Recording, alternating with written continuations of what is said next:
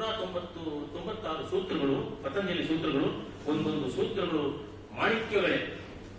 ಅದನ್ನು ಓದ್ತಾ ಹೋದ್ರೆ, ಅದನ್ನು ಅರ್ಥ ಮಾಡ್ಕೊಂಡು ಹೋದ್ರೆ ನಿಜವಾಗ್ಲೂ ಅದನ್ನು it's complete study. It's very big study. ನಾನು ಸುಮ್ಮನೆ ಅರ್ಧ ಗಂಟೆ ಒಳಗೆ ಏನು ಹೇಳಕ್ ಆಗಲ್ಲ. ಆದ್ರೆ ಇಷ್ಟು ಮಾತ್ರ ಹೇಳ್ಬಲ್ಲೆ, it's a treasure of knowledge. ನೋಡಿ, ಸತ್ಯ, ಅಹಿಂಸೆ, ಕಳ್ತನ ಮಾಡದೇ ಇರೋದು, ಆಸ್ತೇಯ, ಅಪರಿಗ್ರಹ, ಬೇರೆ ವಸ್ತುಗಳಿಗೆ ಆಸೆ ಪಡದೇ ಇರೋದು ಅನ್ನೋದು ಅಪರಿಗ್ರಹ, ಬ್ರಹ್ಮಚರ್ಯ. ಈ 5 ಪಾಯಿಂಟ್ ಒಂದ್ಸಲ ನೆನೆಸ್ಕೊಳ್ಳಿ.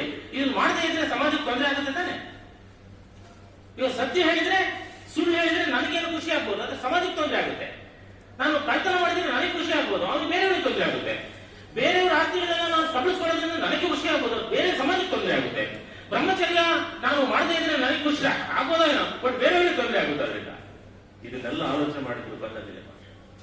ಸತ್ಯ ನಿಮ್ಗೆಲ್ಲ ಗೊತ್ತಿದೆ. ಸುಳ್ಳಿನ ಅದು ಅನನ್ಯ ಭಟ್ಟಂತೂ ನಮ್ಮ ಮನೆಗಳಿಗೆ ಕರ್ಕೊಂಡು ಹೋಗಿ ಎಷ್ಟಂತೂ ನಾವು ಅನನ್ಯ ಭಟ್ಟಂತ ಸಾಕಿಬಿಟ್ಟಿವಿ. ನಾವು 2-3 ತಿಂಗಳು ಅದು ಇಲ್ಲದೆ ಇರೋ ಭಟ್ಟನ್ನ ಕರ್ಕೊಂಡು ಹೋಗಿ ನಾವೆಲ್ಲ ಅವಳ ಹಿಂದೆ ಹೋಗಿ ಎಂತ ಅಪಸವ್ಯಗಳಾಗ್ಬಿಟ್ಟು ಕಮ್ಮಿ.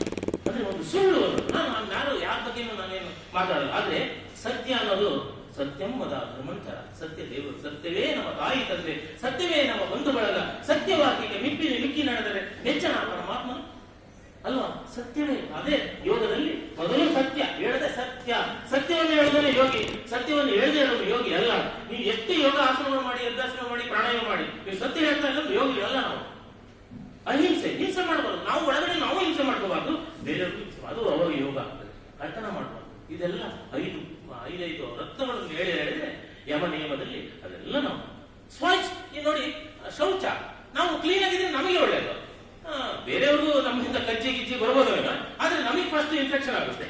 ಫಸ್ಟ್ ನಮಗೆ ಅದು ಅಂದ್ರೆ ಇಂಡಿವಿಜುವಲಿಸ್ಟಿಕ್ ನಿಯಮ ಅನ್ನೋದು ಇಂಡಿವಿಜುವಲಿಸ್ಟಿಕ್. ಇನ್ನೊಂದು ಶೌಚ ಸಂತೋಷವಾಗಿದ್ರೆ ನಮಗೆ ಖುಷಿ ಆಗ್ತದೆ, ಬೇರೆಯವ್ರಿಗೆ ಖುಷಿ ಆಗುತ್ತೆ, ಬರ್ತದೆ ನಮಗಂತೂ ಖುಷಿ ಆಗುತ್ತಲ್ವಾ ಸಂತೋಷವಾಗಿದ್ರೆ. ನಾವು ತಪಃ, ನಾವು ತಪಸ್ಸು ಮಾಡಿದಂಗೆ ನಾವು ಕೆಲಸ ಮಾಡೋದ್ರೊಳಗೆ ತಪಸ್ಕಾರ ಮಾಡ್ಬೇಕಪ್ಪ. ನಾವು ಮಾಡಿದ್ರೆ ನಮ್ಗೊಂದು ಪ್ರಮೋಷನ್ ಸಿಗ್ಬೋದು, ಜ್ಞಾನಾರ್ಜನೆ ಆಗ್ಬೋದು, ನಮ್ಗೊಂದು ಅಚೀವ್ಮೆಂಟ್ ಆಗ್ಬೋದು.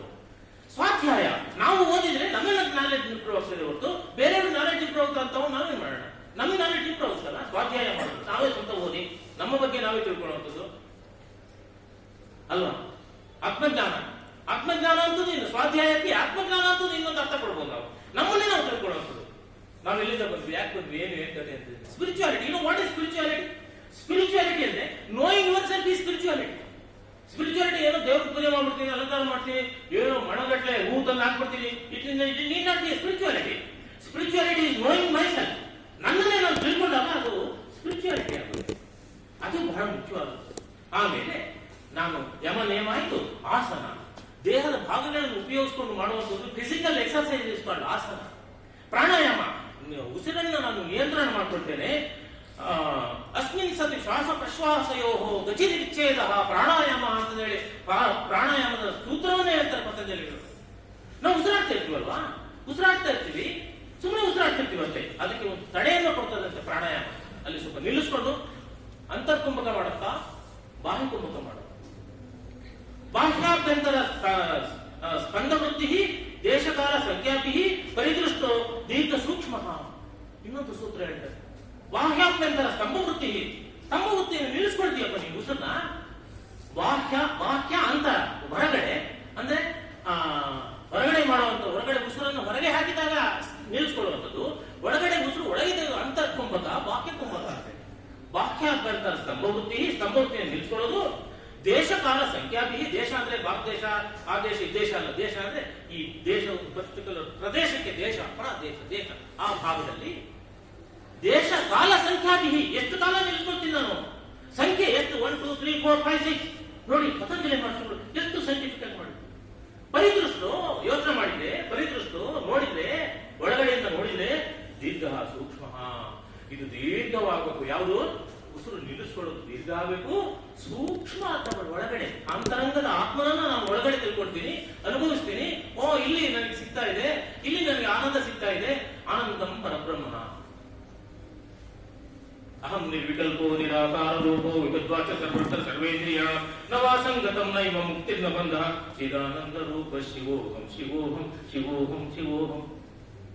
ಇದು ಪತಂಜಲಿ ಮಹರ್ಷಿಗಳು ಹೇಳ್ತಕ್ಕಂಥದ್ದು ಯಮ ನೇಮ ಆಸನ ಪ್ರಾಣಾಯಾಮ ಪ್ರತ್ಯಾಹಾರ ಧಾರಣ ಧ್ಯಾನ ಸಮಾಧಿ.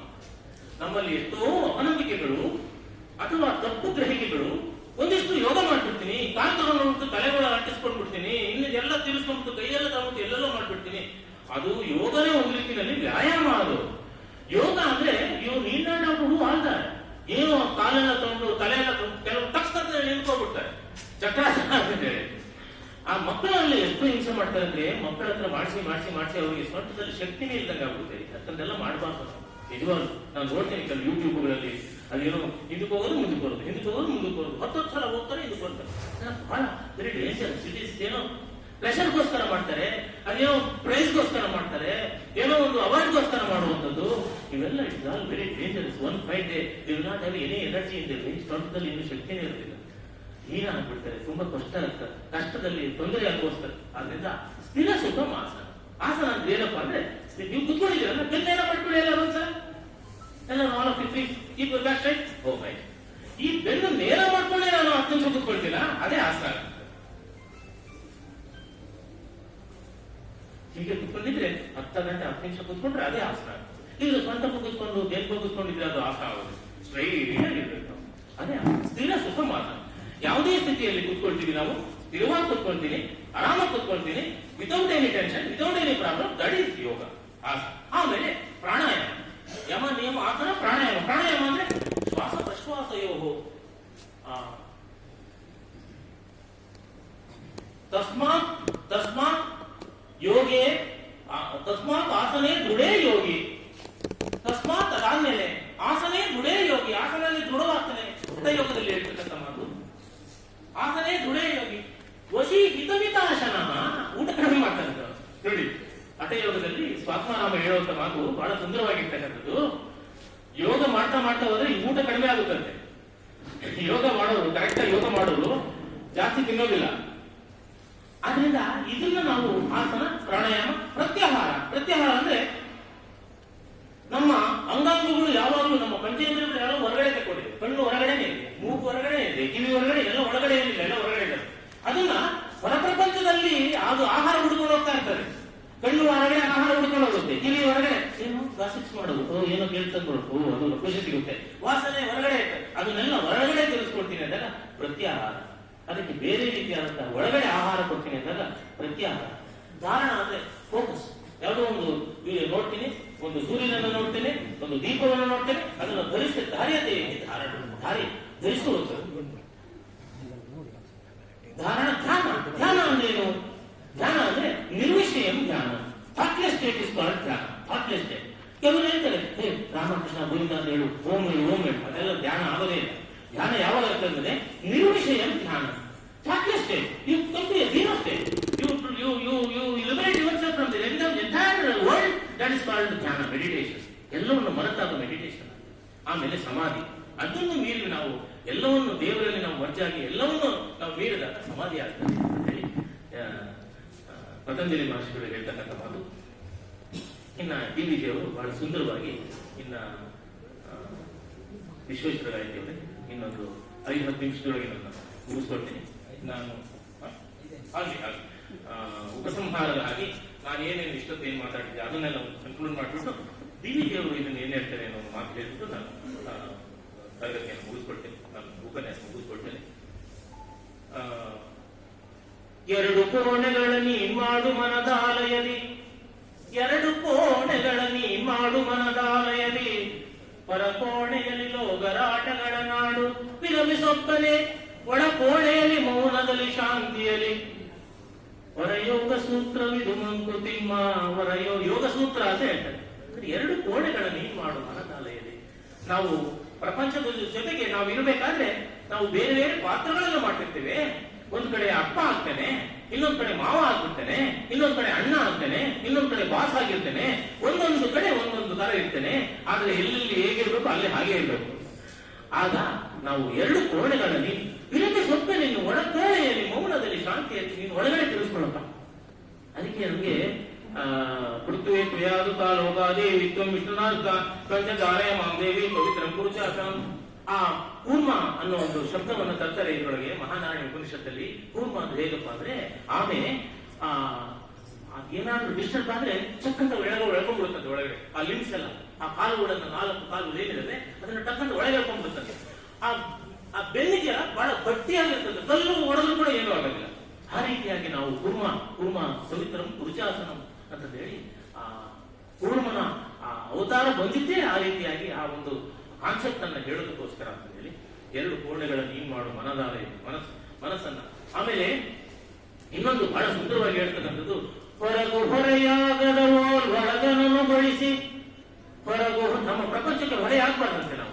ಹೊರಗು ಹೊರೆಯಾಗದವೋ ಒಳಗನನ್ನು ಗೊಳಿಸಿ, ಒಳಗು ಶೆಕೆಯಾಗದವೋ ಒಳವಡಿಸಿ ಹೊರಗ ಸರಿ ಸಮದೊಳೆರಡು ಬಾಳಿನೊಳು ಜೋಡಿಪುದೆ ಪರಮ ಜೀವನ ಯೋಗ ಮಂಕುತಿಮ್ಮ. ನಾವು ಯಾರು ಭಾರ ಹಾಕ್ಬಾರ್ದು. ತೊಲಗೆಲವು ಮನೆಯಿಂದ ಮನಸ್ಸು ಬರಲಾಗಂದು, ಹೊಲಸ ತೊಳೆಯಲು ತೊಳಗೆ ಬಲಕುತ್ತಿರಲು, ತೊಲಗೆಲವು ನೀ ದೂರ ಇಳಿದಾಗದಿರು ಭಾರ, ತೊಲಗಿ ಮಲಗಿಲ್ಲಿ ನೀ ಮಂಕುತಿಮ್ಮ ಅಂತ ಹೇಳಿ ಇದು ಬಹಳ ಸುಂದರವಾಗಿ ಅಷ್ಟು ನಾವು ಬಿಡಿಸ್ಕೊಳ್ಬೇಕು. ಯಾರು ಭಾರ ಹಾಕಬಾರ್ದು, ಅದೇ ಯೋಗ. ಅಸಮದಲ್ಲಿ ಸಮತೆಯನು, ವಿಷಮದಲ್ಲಿ ಮೈತ್ರಿಯನು, ಅಸಮಂಜಸಲಿ ಸಮನ್ವಯ ಸೂತ್ರನಯವ, ವ್ಯಸನಮಯ ಸಂಸಾರಗಳು ವಿನೋದವ ಕಾಣುವ, ರಸಿಕತೆಯ ಯೋಗವೇನು. ಯೋಗವನ್ನು ರಸಿಕತೆ ಅಂತ ಹೇಳ್ತಾರೆ ಡಿ.ವಿ.ಜಿ ಅವರು. ಅವರು ಅಮ್ಮ ಹೇಳೋದಂತೆ ತಿಂದಿಪೋತಾರನು, ಅವ್ರ ಅಜ್ಜಿ ಹೇಳೋದು ತಿಂದಿಪೋತಾರನು, ಗುಂಡಪ್ಪ ಅಂತ ಹೇಳೋದು, ಗೋಲ್ಡಾ ಬಜ್ಜಿಯ ತುಂಬಾ ಇಷ್ಟ ಅಂತೆ ಡಿ.ವಿ.ಜಿ ಅವರಿಗೆ. ಅವ್ರು ಹೇಳ್ತಾರೆ ಅದನ್ನ ಯಾವ್ದು ಬಿಡಬಾರ್ದು, ನಾವು ಎಲ್ಲನೂ ಅನುಭವಿಸ್ಬೇಕು, ಪ್ರಪಂಚದೊಳಗೆ ಇರ್ತಕ್ಕಂಥ ಎಲ್ಲವೂ ಅನುಭವಿಸ್ಬೇಕು. ಆದ್ರೆ ಒಳಗಡೆ ಒಂದು ನಮ್ದೇ ಒಂದು ಲೋಕವನ್ನು ಸೃಷ್ಟಿ ಮಾಡ್ಕೊಳ್ಬೇಕು. ಅಲ್ಲಿ ವಿರಮಿಸಿ ಹೋಗ್ತೇನೆ ಒಳ ಕೋಣೆಯಲ್ಲಿ ಮೌನದಲ್ಲಿ ಶಾಂತಿಯಲ್ಲಿ ಅಂತಂದ್ರೆ ನಾವು ಪ್ರಾರಂಭದಲ್ಲಿ ನಾವು ಪ್ರಾರಂಭ ಮಾಡಿದ್ದು ಬಲಹಸ್ತವನ್ನು ನಾವು ಮುಂದೆ ಹಾಕಿ ಹೇಗೆ ನಾವು ಪಾಸಿಟಿವ್ ಎನರ್ಜಿ ನಾವು ಪಡ್ಕೊಳ್ತೀವಿ ಅಂತಂದೇಳಿ, ಆಮೇಲೆ ನಮ್ಮಲ್ಲಿ 4 ಜನಗಳು ಒಬ್ಬರು ಯೋಗ ಮಾಡ್ತಾರೆ ಅಂತ ಹೇಳಿ ತಿಳ್ಕೊಂಡ್ವಿ. ಆಮೇಲೆ ಯಾವುದು ಅಪಸಮಯಗಳು, ಅಪನಂಬಿಕೆಗಳು, ಯೋಗದ ಬಗ್ಗೆ ಬೇರೆ ಬೇರೆ ಏನು ತಿಳ್ಕೊಂಡಿದ್ದಾರೆ ಅದನ್ನು ನಾವು ತಿಳ್ಕೊಂಡ್ವಿ. ಆಮೇಲೆ ನಿಜವಾದ ರೀತಿಯಲ್ಲಿ ಅರ್ಥದಲ್ಲಿ ಯೋಗ ಏನು, ನಿಜತೆ ಅನೇನ ಯೋಗ ಸಮತ್ವಂ ಯೋಗೋಚ್ಯತೆ ಅಂತ ಹೇಳಿ ಪತಂಜಲಿ ಮಹರ್ಷಿಗಳು ಏನು ಹೇಳಿದ್ದಾರೆ, ವಸಿಷ್ಠರು ಏನು ಹೇಳಿದ್ರು ಅಂತ ಹೇಳಿ ಆ ಒಂದು ವಿಚಾರವನ್ನ ತಿಳ್ಕೊಂಡ್ವಿ. ಆಮೇಲೆ ಕೊನೆಯಲ್ಲಿ ಬಂದು ನಾವು ರಾಜಯೋಗ, ಕರ್ಮಯೋಗ, ಭಕ್ತಿಯೋಗ, ಜ್ಞಾನಯೋಗ ಅಂತ ಒಂದು ಸ್ಥೂಲವಾಗಿ ಒಂದಿಷ್ಟು ಟಚ್ ಅಂಡ್ ಗೋ ಅನ್ನೋದ್ರಲ್ಲಿ ಮಾತಾಡ್ತೀನಿ. ಇಲ್ಲಿದ್ರೆ ಇದು ಒಂದೊಂದು ಸಬ್ಜೆಕ್ಟ್ ಒಂದೊಂದು ಗಂಟೆ 2 ಗಂಟೆ ಮಾತಾಡುವಂತ ಸಬ್ಜೆಕ್ಟ್ ಇದು. ಯೋಗ ಅನ್ನೋದು ತುಂಬಾ ದೊಡ್ಡ ಫೀಲ್ಡು. ಅದರಲ್ಲಿ ನಾನು ಪ್ರಯತ್ನ ಪಟ್ಟಿದ್ದೀನಿ ಈ 3/4 ಗಂಟೆ ಒಳಗೆ ಏನಾದ್ರು ಹೇಳೋದಕ್ಕೆ. ನಿಮಗೆ ಎಷ್ಟು ಭೇಟಿ ಆಗಿದೆ ಇಲ್ಲ ಗೊತ್ತಿಲ್ಲ ನನಗೆ. ಆ ಅಷ್ಟಾಂಗ ಯೋಗವನ್ನ ಸೂಕ್ಷ್ಮವಾಗಿ ಹೇಳಿದ್ದೀನಿ. ಇಲ್ಲದ್ರೆ ಒಂದೊಂದೇ ತಗೊಂಡು ಅದನ್ನ ವ್ಯಾಖ್ಯಾನ ಮಾಡುವಂಥದ್ದು ಆ ಯಮನಿಯಮಗಳೇ ನಿಮಗೆ 1 ಗಂಟೆ 2 ಗಂಟೆ ಬೇಕಾಗ್ತದೆ. ಆದ್ರೂ ಅದನ್ನ ಯಮನಿಯಮ, ಆಸನ, ಪ್ರಾಣಾಯಾಮಗಳನ್ನ ನಾವು ಅಷ್ಟಾಂಗ ಯೋಗ ಅದನ್ನು ಹೇಗೆ ನಾವು ಅರ್ಥ ಮಾಡ್ಕೊಳ್ಬಹುದು. ಬರೀ ಆಸನ ಮಾಡಿ ಬರೀ ವ್ಯಾಯಾಮ ಮಾಡೋದೇ ಅಲ್ಲ, ಮನಸ್ಸಿಗೂ ಸಂಬಂಧಪಟ್ಟಿದ್ದು ಯೋಗ ಅಂತ ಹೇಳಿ ಇಷ್ಟೊಂದೆಲ್ಲ ತಿಳ್ಕೊಂಡ್ವಿ. ಡಿ.ವಿ.ಜಿ ಅವರು ಹೇಳಿರ್ತಕ್ಕಂಥ 1-2 ಕವಿಗಳನ್ನು ಹೇಳೋದಕ್ಕೆ ನಾನು ಪ್ರಯತ್ನ ಪಟ್ಟೆ. ವಿಶ್ವೇಶ್ವರ ಗಾಯತ್ರಿ ಅವರು ನನ್ನ ಕಟ್ಟದು ಇಲ್ಲಿ ಕರೆದು ಇಲ್ಲಿ ಅವಕಾಶ ಕೊಟ್ಟರು. ಆ ಅವಕಾಶ ಕೊಟ್ಟಿರೋ ಜೊತೆಗೆ ಇದು ಬಹಳ ಕಷ್ಟದ ಕೆಲಸ. ನಾನು ಮೊದಲು ಹೇಳಿದ್ವಿ, ಇದು ಬಹಳ ಕಷ್ಟದ ಕೆಲಸ. ಈ ಸಂಘಟನೆ ನಮ್ದು ಬಹಳ ಕಷ್ಟದ ಕೆಲಸ. ಇಂತಷ್ಟು ಜನನೆಲ್ಲ ಸೇರಿಸಿದ್ರಲ್ಲಿ ಅವರಿಗೆ ನಿಜವಾಗ್ಲೂ ದೇವರು ಒಳ್ಳೆ ಶಕ್ತಿ ಕೊಟ್ಟಿಯಾನೆ, ಮನಸ್ಸು ಕೊಟ್ಟಿಯಾನೆ, ದೇಹ ಕೊಟ್ಟಿಯಾನೆ, ಒಳ್ಳೆ ಭಾವನೆ ಕೊಟ್ಟಿಯಾನೆ. ಅವ್ರಿಗೆ ಇದೇ ತರ ಆರೋಗ್ಯ ಕೊಡ್ಲಿ, ಇದೇ ತರ ಮನಸ್ಸು ಕೊಡ್ಲಿ. ಈ ಸಮಾಜಕ್ಕೆ ನಾನು ಸೇರಿಸ್ಕೊಡ್ಬೇಕು ಅನ್ನುವಂತ ಒಂದು ವಿಶೇಷವಾದಂತ ಆ ಶಕ್ತಿಯನ್ನು ಅವ್ರಿಗೆ ಕೊಡ್ಲಿ ಅಂತ ಹೇಳಿ ನನ್ನ ಮಾತುಗಳನ್ನ ಗೊತ್ತಿಲ್ಲ, ನೀವೆಲ್ಲ ತುಂಬಾ ಹಿರಿಯರಿದ್ದೀರ, ನನಗಿಂತ ವಯಸ್ಸಾಗಿರೋರಿದ್ದಾರೆ, ತುಂಬಾ ಹಿರಿಯ ಜ್ಞಾನಿಗಳಿದ್ದೀರ. ನನ್ಗೇನೋ ಗೊತ್ತಿರೋದು ನಾನು ಹೇಳಿದ್ದೀನಿ ಅಷ್ಟೇ. ನನ್ಗೆ ಏನಾದ್ರು ನನ್ನ ಭಾಷಣದೊಳಗೆ ಏನಾದ್ರು ನಿಮ್ಗೆ ವೇದ್ಯ ಅನ್ಸಿದೆ, ಅದು ನಮ್ಮ ಗುರುಗಳು ನಮ್ಮ ಹಿಂದಿನವರು ಹೇಳ್ಕೊಟ್ಟಿದ್ವು ಅಂತ ಹೇಳಿ. ಒಂದ್ ವೇಳೆ ಅಪಸವ್ಯಗಳನ್ನ ನಾನೇನಾದ್ರು ತಪ್ಪಾಗಿ ಮಾತಾಡಿದ್ರೆ ಅದು ನಂದೇ ತಲೆಹರಟೆ ಅಂತ ಅನ್ಕೊಂಡು ನೀವೆಲ್ಲ ಕ್ಷಮಿಸ್ತೀರ ಅಂತ ಅನ್ಕೊಂಡು ಇಲ್ಲಿಗೆ ನನ್ನ ಮಾತುಗಳನ್ನು ಮುಗಿಸ್ಕೊಂತೀನಿ. ಎಲ್ಲರೂ ಧನ್ಯವಾದಗಳು. ನಮಸ್ಕಾರ.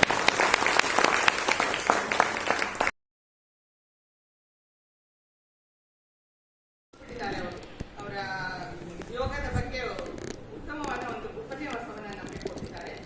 ಅವರ ಬಗ್ಗೆ ಕೆಲವು ಪರಿಚಯದ ಮಾತುಗಳು. ಅವರ ಪರಿಚಯದ ಒಂದು ಶೀರ್ಷಿಕೆನೇ ಹೇಳ್ತೀನಿ, ಅದೇ ನಮಗೆ ಸಾಕಷ್ಟು ಪರಿಚಯವನ್ನ ಮಾಡುತ್ತೆ. ಪ್ರಾಧ್ಯಾಪಕರು, ಸಂಶೋಧನಾ ಮಾರ್ಗದರ್ಶಿ, ವೇದಾಧ್ಯಾಯಿ, ಯೋಗ ಗುರು, ಭಾಷಣಕಾರ, ಕವಿ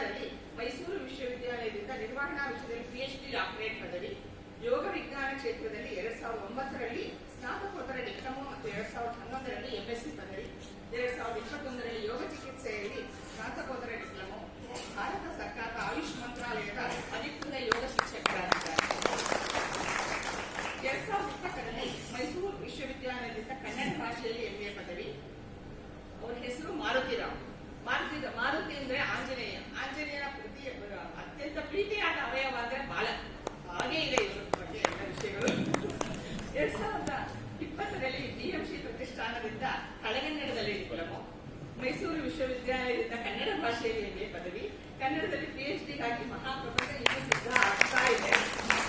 27 ವರ್ಷ ಖಾಸಗಿ ಕ್ಷೇತ್ರದಲ್ಲಿ ಜನರಲ್ ಮ್ಯಾನೇಜರ್ ಆಗಿ ಕಾರ್ಯನಿರ್ವಹಣೆಯ ಸುದೀರ್ಘವಾದ ಅನುಭವ, 14 ವರ್ಷ ಶೈಕ್ಷಣಿಕ ಕ್ಷೇತ್ರದಲ್ಲಿ ಪ್ರಾಧ್ಯಾಪಕ, ವಿಭಾಗ ಮುಖ್ಯಸ್ಥ ಮತ್ತು ಸಂಶೋಧನಾ ಮಾರ್ಗದರ್ಶಿಯಾಗಿ ಕೆಲಸವನ್ನು ಮಾಡಿದ್ದಾರೆ. ಇದುವರೆಗೂ 30ಕ್ಕೂ ಹೆಚ್ಚು ರಾಷ್ಟ್ರೀಯ ಹಾಗೂ ಅಂತಾರಾಷ್ಟ್ರೀಯ ಗಮನಗಳಲ್ಲಿ ಸಂಶೋಧನಾ ಪ್ರಬಂಧಗಳನ್ನು ಪ್ರಸ್ತುತಪಡಿಸಿ ಅಂತಾರಾಷ್ಟ್ರೀಯ ಪ್ರತಿಷ್ಠಿತ ಪತ್ರಿಕೆಗಳಲ್ಲಿ ಪ್ರಕಟವಾಗಿದೆ. ಇದುವರೆಗೆ 6 ವಿದ್ಯಾರ್ಥಿಗಳಿಗೆ PhD ಮಾರ್ಗದರ್ಶನವನ್ನು ಮಾಡಿ 2 PhD ಪದವಿ ಕೂಡ ಲಭ್ಯವಾಗಿದೆ. ಹಲವು ವಿಶ್ವವಿದ್ಯಾನಿಲಯಗಳಲ್ಲಿ ಪರೀಕ್ಷಾ ಮತ್ತು ವಿವಿಧ ಶಿಕ್ಷಣ ಮಂಡಳಿಗಳಲ್ಲಿ ಕಾರ್ಯನಿರ್ವಹಿಸಿದ್ದಾರೆ. ಯೋಗಶ್ರೀ ಯೋಗ ಕೇಂದ್ರ ಮತ್ತು ಕೊಡಲ್ನಾಡು ಸಂಘದ ಸದಸ್ಯ ಹಾಗೂ PK ಮರಿಯಪ್ಪ ವಿದ್ಯಾರ್ಥಿ ನಿಲಯದಲ್ಲಿ ಹಳೆಯ ವಿದ್ಯಾರ್ಥಿ ಸಂಘದ ಬೋರ್ಡ್ ಮೆಂಬರ್ ಆಗಿ ಕೆಲಸ ನಡೆಸ್ತಾ ಇದ್ದಾರೆ. 50ಕ್ಕೂ ಹೆಚ್ಚು ರಾಷ್ಟ್ರೀಯ ಹಾಗೂ ಅಂತಾರಾಷ್ಟ್ರೀಯ ಕಮ್ಮಟಗಳಲ್ಲಿ, ಶಿಕ್ಷಣ ಸಂಸ್ಥೆಗಳಲ್ಲಿ ಮತ್ತು ಸಂಘ ಸಂಸ್ಥೆಗಳಲ್ಲಿ ಮುಖ್ಯ ಭಾಷಣಕಾರರಾಗಿ ಕಾರ್ಯನಿರ್ವಹಿಸಿದ್ದಾರೆ. ಸಾಮಾಜಿಕ ಸೇವಾ ಕ್ಷೇತ್ರದಲ್ಲಿ 20 ವರ್ಷಕ್ಕೂ ಅಧಿಕವಾಗಿ ಹಿಂದೂ ಸೇವಾ ಪ್ರತಿಷ್ಠಾನದಲ್ಲಿ ಯೋಗ ಶಿಕ್ಷಕರಾಗಿ ಸೇವೆ ಸಲ್ಲಿಸಿದ್ದಾರೆ. ಹಲವು ಸಂಘ ಸಂಸ್ಥೆಗಳಲ್ಲಿ ಉಚಿತವಾಗಿ 4,000ಕ್ಕೂ ಹೆಚ್ಚು ಯೋಗ ತರಬೇತಿಗಳನ್ನು ನೀಡಿದ್ದಾರೆ.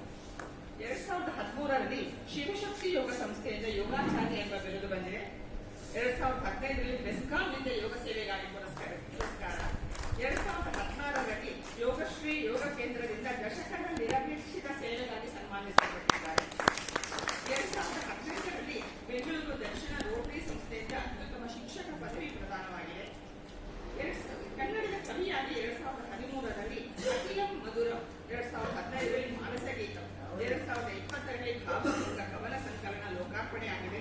4ನೇ ಕವನ ಸಂಕಲನ ಜಲಾವತರಣ ಸಿದ್ಧವಾಗ್ತಾ ಇದೆ. ರಾಮಾಯಣ, ಮಹಾಭಾರತ, ಭಗವದ್ಗೀತೆ, ಭಾಗವತ ಹಾಗೂ ಮಂಕುತಿಮ್ಮನ ಕಗ್ಗ ಮತ್ತು ನಿರ್ವಹಣೆ ವಿಷಯಕ್ಕೆ ಹೋಲಿಸಿ ಹಲವಾರು ಪವರ್ ಟಾಕ್ ಮತ್ತು ಕಮ್ಮಟಗಳ ನಿರ್ವಹಣೆ ನಮಗೆಲ್ಲ ಅನುಭವ ಆಗಿದೆ.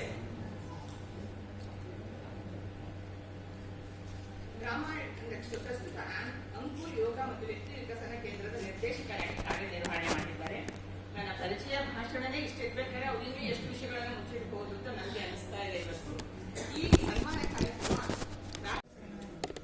ಕಟ್ಟಕಡೆಯ ಮರವನ್ನು ಕಡಿದು ಹಾಕಿದ ನಂತರ, ಕಟ್ಟಕಡೆಯ ಮೀನನ್ನು ಹಿಡಿದು ತಿಂದ ನಂತರ, ಕಟ್ಟಕಡೆಯ ನದಿಗೆ ವಿಷವನ್ನು ಸುರಿದ ನಂತರ ಗೆಳೆಯ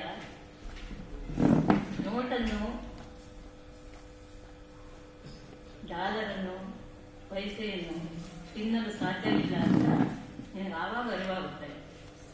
ಹೀಗಂತ ಕೆನಡಾದ ರೆಡ್ ಇಂಡಿಯನ್ ಕಮ್ಯುನಿಟಿ ಒಬ್ಬರು ಮೂಲ ನಿವಾಸಿಗಳು ಹಾಡ್ತಾ ಇರ್ತಾರೆ. ಯಾರು ಏನು ಹಾಡಿದ್ರಿ, ಬಂಡವಾಳಶಾಹಿಗಳ ಕಪಿಮುಷ್ಟಿಯಲ್ಲಿ ಹೆಂಗಿದೆ ನಮ್ಮ ಸಮಾಜ ಅಂದರೆ, ನಮ್ಮ ರಾಜಕಾರಣಿಗಳನ್ನ ಅವರು ಚೆನ್ನಾಗಿ ಆಟ ಆಡಿಸ್ತಾರೆ. ಅವರನ್ನ ತಮ್ಮ ಮುಷ್ಟಿಯೊಳಗಿಟ್ಕೊಂಡು ಏನೇನೆಲ್ಲ ಮಾಂಗಡಿ ಮಾಡಿಸ್ತಾ ಇದ್ದಾರೆ ಅಂದರೆ, ಎಲ್ಲರೂ ಪೈಸೆ ಹಿಂದೆ ಓಡಬೇಕು, ಅದೇ ನಮ್ಮ ಅಂತಿಮ, ಏನಾದರೂ ಆಗಲಿ ಅನ್ನೋ ಥರ ಮಾಡ್ತಾರೆ. ಈ ಪರಿಸರದ ಒಂದು ಭಾಗನೇ ನಾವು ಆಗಿದ್ದೀವಿ. ನಾವು ಸಪ್ರೇಟ್ ಅಲ್ಲ, ನಾವು ಮಾನವರು ಏನೆಲ್ಲ ಮಾಡ್ತಿದ್ದೀವಿ ಅನ್ಕೋತೀವಿ. ಅದು ಪರಿಸರದ ಒಂದು ಸಣ್ಣ ಜೀವಿನೂ ಒಂದೇ, ಪರಿಸರದಲ್ಲಿ ನಾವು ಒಂದೇ. ಈ ಪರಿಸರದಲ್ಲಿ ಇವಾಗ ನಮ್ಮ ಸರ್ಕಾರ ಮಾಡ ಹೊರಟಿರೋ ಒಂದು ದೊಡ್ಡ ಬಾಂಧವಿ ಕೆಲಸ ಅಂದರೆ ಶರಾವತಿ ಪಂಪ್ಡ್ ಸ್ಟೋರೇಜ್. ನಮ್ದೆಲ್ಲ ಏನು ಅಂದರೆ ಪಂಪ್ಡ್ ಸ್ಟೋರೇಜ್ ಮಾಡಿ, ಆದರೆ ಅಲ್ಲೇ ಯಾಕೆ ಮಾಡಬೇಕು, ಶರಾವತಿ ನದಿಗೆ ಯಾಕೆ ಮಾಡಬೇಕು? ಅದನ್ನ ಮಾಡೋದು ಏನಂದ್ರೆ 2000 ಯೂನಿಟ್ ಗೋಸ್ಕರ 2000 ಯೂನಿಟ್ ಅನ್ನು ಬಳಸ್ಕೊಂಡು ಕೆಳಗಡೆ ಡ್ಯಾಮ್ನಿಂದ ನೀರನ್ನು ಎತ್ತಿ ಮೇಲ್ಗಡೆ ಡ್ಯಾಮ್ಗೆ, ಕಡಿಮೆ ವಿದ್ಯುತ್ ಉಪಯೋಗಿಸ್ತಿರೋ ಟೈಮಲ್ಲಿ ಕೆಳಗಡೆ ಡ್ಯಾಮ್ನಿಂದ ಎತ್ತಿ ಮೇಲ್ಗಡೆ ಡ್ಯಾಮ್ಗೆ ಹಾಕಿ, ಜಾಸ್ತಿ ವಿದ್ಯುತ್ ಬೇಕಾಗೋ ಟೈಮಲ್ಲಿ ಅದನ್ನ ಮತ್ತೆ ತಿರ್ಗಾ ಇದಕ್ಕೆ ಹಾಕೋದು ಅಂತ, ಬಳಸ್ಕೊಳ್ಳೋದು ಅಂತ ವಿದ್ಯುತ್ ಉತ್ಪಾದನೆಗೆ. ಅದು ತಿರ್ಗಾ ಉತ್ಪಾದನೆ 2000 ಕಿಲೋಮೀಟರ್ನೇ. ಅದಕ್ಕೆ ಏನು ಮಾಡಿದ್ರೆ ತೆರಿಗೆದಾರರ ದುಡ್ಡನ್ನ ಕೆಳಗಡೆ ಡ್ಯಾಮ್ಗೆ ಹಾಕಿ ಅದನ್ನ ಎತ್ತಿ ಈ ಬಂಡವಾಳಶಾಹಿಗಳು, ರಾಜಕಾರಣಿಗಳು ತಮ್ಮ ಜೇಬು ತುಂಬಿಕೊಳ್ಳೋದು ಅಷ್ಟೇ ಆಗ್ತಿರೋದು ಅಷ್ಟೇನೆ. ಅದಕ್ಕಿಂತ ಆಘಾತಕಾರಿ ವಿಷಯ ಅಂದರೆ ಪರಿಸರದ ಮೇಲೆ ಆಗುವಂಥ ಅನರ್ಥ ಅಂದರೆ ಒಂದೆರಡಲ್ಲ, ಹೇಳೋಕ್ಕೆ ಸಾಧ್ಯ ಇಲ್ಲ. ಎಷ್ಟು ಥರದ ಜೀವಜಂತುಗಳು ನಾಶ ಆಗುತ್ತೆ, ಎಷ್ಟು ಜನರಿಗೆ ಅದರಿಂದ ಜೀವನ ಹಾಳಾಗುತ್ತೆ, ನದಿ ಪಾತ್ರ ನಂಬ್ಕೊಂಡಿರೋರಿಗೆ ಕಾಡು ಎಷ್ಟು ನಾಶ ಆಗುತ್ತೆ ಅನ್ನೋದ್ರ ಬಗ್ಗೆ ಸರಿಯಾಗಿ ಲೆಕ್ಕನೇ ಕೊಡ್ತಾ ಇಲ್ಲ. ಇವರು DPR ಸರಿಯಾಗಿ ಕೊಡ್ತಾ ಇಲ್ಲ. ಅವರು ಪಂಪ್ ಸ್ಟೋರೇಜೇ ಮಾಡಬೇಕು ಅಂತ ಇದೆಯಾ, ಬೇರೆ ಎಲ್ಲಾದ್ರೂ ಮಾಡ್ಬೋದು. ತುಂಗಭದ್ರಾ ಅಣೆಕಟ್ಟೆಲ್ಲ ಆ ಥರ ಮಾಡ್ಬೋದು, ಕನ್ನಂಬಾಡಿ ಮಾಡ್ಬೋದು, ಬೇರೆ ಎಲ್ಲೂ ಮಾಡ್ಬೋದು. ಅದಿಲ್ಲ ಇವಾಗಂತೂ ನಮ್ಮ ದೇಶದಲ್ಲಿ ಅದೊಂದು ಕರ್ನಾಟಕದಲ್ಲಿ 30% ಬಂಜರು ಭೂಮಿ ಇದೆ. ಉತ್ತರ ಕರ್ನಾಟಕದ ಕಡೆ ಧಾರಾಳವಾಗಿ ವರ್ಷದ 10 ತಿಂಗಳು ಧಾರಾಳವಾಗಿ ಬಿಸಿಲು ಸಿಗುವಂತೆ ಅಲ್ಲಿ ಸೋಲಾರ್ ಎನರ್ಜಿ ಮಾಡ್ಬೋದು. ಅದು 5-6 ವರ್ಷ ಎಲ್ಲ ಬೇಡ, ಇದು 6 ವರ್ಷ ಪ್ರಾಜೆಕ್ಟ್ ಅಂತ ಹೇಳ್ತಿದ್ದಾರೆ. 6 ವರ್ಷ ಅಲ್ಲ 8 ಅಥವಾ 10 ಆಗ್ಬೋದು. 6,000 ಕೋಟಿ ಪ್ರಾಜೆಕ್ಟ್ ಅಂತಾರೆ. 6,000 ಕೋಟಿ ಅದು 8 ಆಗುತ್ತೆ, 16 ಆಗುತ್ತೆ, 20 ಆಗ್ಬೋದು ಕೊನೆಗೆ. ಅದಷ್ಟು ಆಗೋ ವರ್ಷದಲ್ಲಿ 8-10 ವರ್ಷನೇ ಆಗುತ್ತೆ. ಆದರೆ ಈ ಸೋಲಾರ್ ಮಾಡೋಕೆ ಹೋದ್ರೆ 2 ವರ್ಷದಲ್ಲಿ ಮಾಡ್ಬೋದು, ಅದಕ್ಕಿಂತ ಕಡಿಮೆ ದುಡ್ಡಲ್ಲಿ ಮಾಡ್ಬೋದು, ಪರಿಸರನ ಉಳಿಸ್ಬೋದು, ಭೂಮಿನ ತಂಪು ಮಾಡ್ಬೋದು. ಬಿಸಿಲಲ್ಲಿ ವಿದ್ಯುತ್ ಕನ್ವರ್ಟರ್ ಬಂದಿರುತ್ತಲ್ಲ, ಆ ನೆಲದಲ್ಲಿ ಬೀಳ್ದಿರೋದ್ರಿಂದ ನೆಲದ ಅಂತರ್ಜಲ ಉಳಿಯುತ್ತೆ, ಹಾಗೆಲ್ಲ ಮಾಡ್ಬೋದು. ಈ ನಾಳೆ 14ಕ್ಕೆ ಮತ್ತು 18ಕ್ಕೆ ಅಹವಾಲ್ ಸಭೆ ಇದೆ ಕಾರವಾರದಲ್ಲಿ ಮತ್ತೆ ಲಿಂಗನಮಕ್ಕಿಯಲ್ಲಿ. ಆದಷ್ಟು ನಾವೆಲ್ಲ ಅದು ಎಷ್ಟು ಜನ ಸಾಧ್ಯನೋ ಅಲ್ಲಿ ಹೋಗಿ ನಮ್ಮ ಅಹವಾಲನ್ನು ಅದೇ ವಿರೋಧವಾಗಿ ಹೇಳಬೇಕು ಅಂತ ನಾವು ಪರಿಸರದ ಪರವಾಗಿರೋರು, ಶರಾವತಿ ನದಿ ಪಶ್ಚಿಮ ಘಟ್ಟದ ಬಗ್ಗೆ ಒಂದು ಸ್ವಲ್ಪ ಆದರೂ ಗೊತ್ತಿರೋರು, ಅರಿವಿರೋರು, ಅದರದ್ದು ಏನು ಅಂತ ಅದನ್ನ ವಿರೋಧಿಸ್ಬೇಕು ಅನ್ನೋದು ನಮಗನ್ಸೋದು. ಯಾಕೆಂದ್ರೆ ಅಲ್ಲಿ ಪಶ್ಚಿಮ ಘಟ್ಟ ಅನ್ನೋದು ಹಿಮಾಲಯಕ್ಕಿಂತಲೂ ಪುರಾತನವಾಗಿರೋದು. ಅದನ್ನು ಮತ್ತೊಮ್ಮೆ ನಿರ್ಮಾಣ ಮಾಡೋಕ್ಕಂತೂ ಸಾಧ್ಯನೇ ಇಲ್ಲ. ಮನುಷ್ಯರ ಹತ್ರ ಸಾಧ್ಯ ಇಲ್ಲ, ಯಾರಿಂದೂ ಸಾಧ್ಯ ಇಲ್ಲ. ಪ್ರಕೃತಿಗೂ ಅಂಥದ್ದು ಮಾಡೋದಕ್ಕೆ 1000 ವರ್ಷ ಬೇಕು. ತಿರ್ಗಾ ಅದನ್ನು ಹಾಳು ಮಾಡಿ ಪುನರ್ ನಿರ್ಮಾಣ. ಹಾಗಾಗಿ ಅದನ್ನು ಉಳಿಸ್ಕೊಳ್ಳೋದು ಅಂದ್ರೆ ನಮ್ಗೆ ಉಳಿದಿರೋದು. ಆದಷ್ಟು ಅದನ್ನ ಉಳಿಸೋದ್ರ ಕಡೆ ಈ ಪ್ರಾಜೆಕ್ಟ್ ಅನ್ನ ವಿರೋಧಿಸೋ ಕಡೆ ನಾವು ಮನಸ್ಸು ಮಾಡಬೇಕು ಅಂತ ಪರಿಸರವಾದಿಗಳಾಗಿ ನಾವು ಒತ್ತಾಯ ಮಾಡ್ತೀವಿ.